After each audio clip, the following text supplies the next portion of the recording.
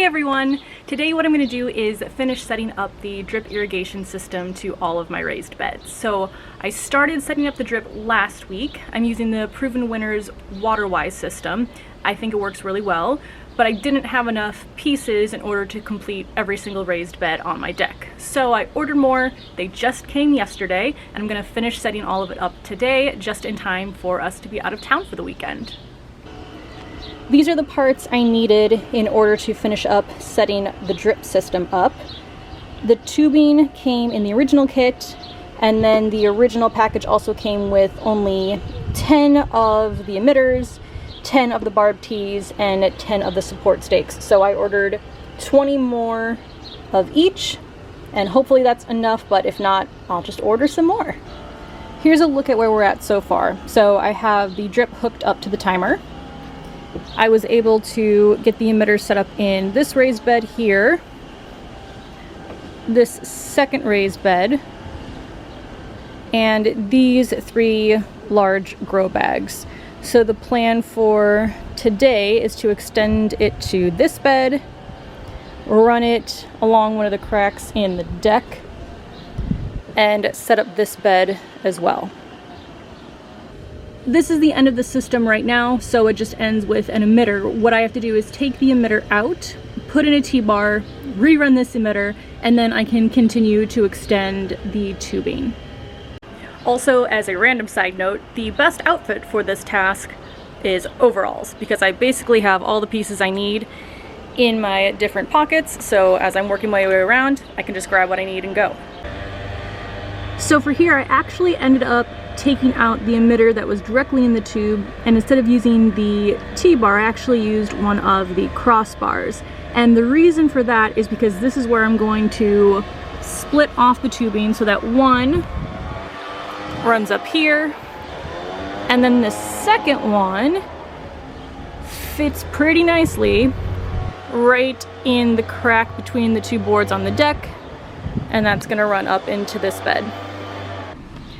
I want to show you how you actually set up the emitters from the tube. So essentially, when you get to a spot in your bed that you want to put an emitter, you make a cut in the main tube, and then what you do is you take one of the T-bars, or if you want to use the crossbar, attach another piece of small tubing, basically however long you need it to be to get to the plant that you want to target, and then you put the emitter on the end. So if I connect these together, which I feel like at first it was a little bit harder for me to actually get the pieces to all fit within one another, but after a while you get a hang of it. And they also recommend too that if you want to wet both the emitters and the T-bars, that does make it a little bit easier.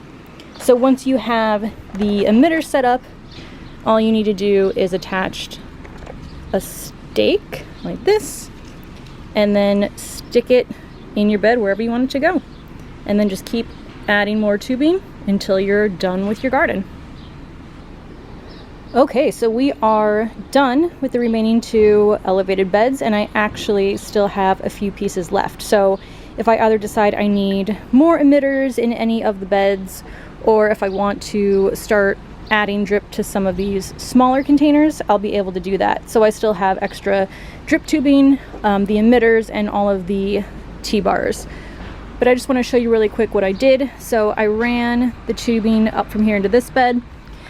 The system also comes with these little clamps so that you can nail the drip tubing into the wood just to keep it a little bit tidier. And then I ran 3 in this bed. Now, I don't know if you're like me, but when I was doing this last week, I got confused about what I was supposed to do when I got to the end and basically didn't need another T-bar, but at that point you just put the emitter directly into the tubing here.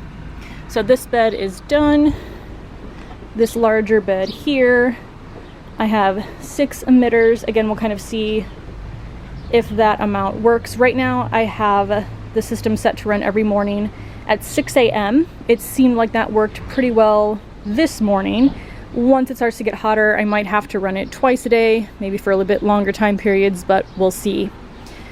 Now, a few final things. If you don't like the look of the drip, you can go ahead and cover it with mulch. I honestly don't really care that much. I think once these plants start to get bigger, you'll barely be able to see it anyway. Even here, the super bells are basically covering the tubing. So I'm not gonna cover it. Also, again, I'm not sure if I'm completely done with my setup, so I wanna be able to see where everything is.